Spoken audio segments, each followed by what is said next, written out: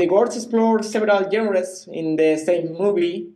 How did you manage to balance between romance, action, sci-fi? The balance is achieved by first focusing on the romance, building that relationship, and then when you start to get into the sci-fi and action and horror elements, you have to hold on to that relationship so that when you're shooting those scenes, you're still thinking about how is one character watching the other one, covering the other one, looking out for the other one, and always paying attention to the relationship dynamic, even when it's in a big action scene.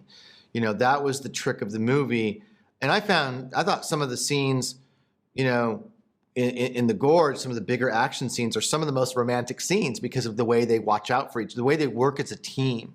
I thought that was all an extension of the beginning of the movie, in the first half of the movie, when you're really building the relationship. So you agree with Zach Dean when he says that the Gorge is supposed to be a lot of things, but first and foremost, of a story? Yeah, absolutely. You know, of course, that's always the priority. And then, look, this is why I wanted to make the movie. I thought the story itself was unique, original, hadn't seen it before, and it wasn't a sequel or a franchise. It was an original tale. You have never directed Anya or Miles before. How did you work with them in creating the characters? Did you give them some advice, or did you give them freedom? Oh, you have to give your actors freedom. You know, you have to let them understand their own character. And your job as a director is to help inspire them to create that character for themselves. Miles made a really big contribution to the movie because he cares deeply about fidelity to the military character and military manner, the way people, even right down to how fast you reload, how you move, all of that. He has a lot of friends in the military. His closest friend is a special ops guy. So he brought a lot of reality focus, you know, and Anya is so creative. You know, she's such an inventive actress.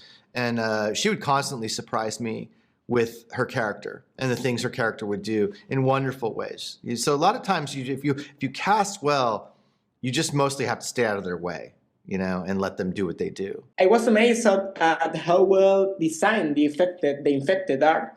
How was the whole process to create the underworld of the Gorge? A lot of time, a lot of design work, thousands of images, you know, trying to perfect each section of it, because each section that you go through is something different.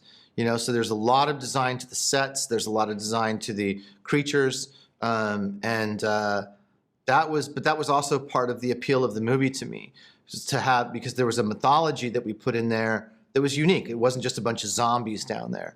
You know, what you're seeing is unique and different, and then when you find out why those things are there, it's a big reveal for the story of the movie. I thought all that worked beautifully in the script, and my job was to visualize that and make it look interesting and intriguing and scary. After The Gorge, your next project is The Black Phone 2.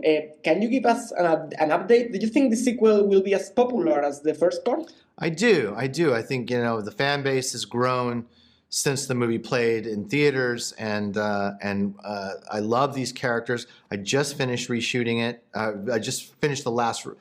We had to reshoot a shot, or 4 shots, yesterday because a can of film was lost. But we just finished production on the movie, and I think people are going to really like it. It's very special, what we're trying to do. It's unique. Again, you don't want to try to repeat yourself. You have to give the fans something new. Okay, Scott, thank you so much, and congratulations on the film. I enjoyed it so much. Thank you so much. I appreciate you.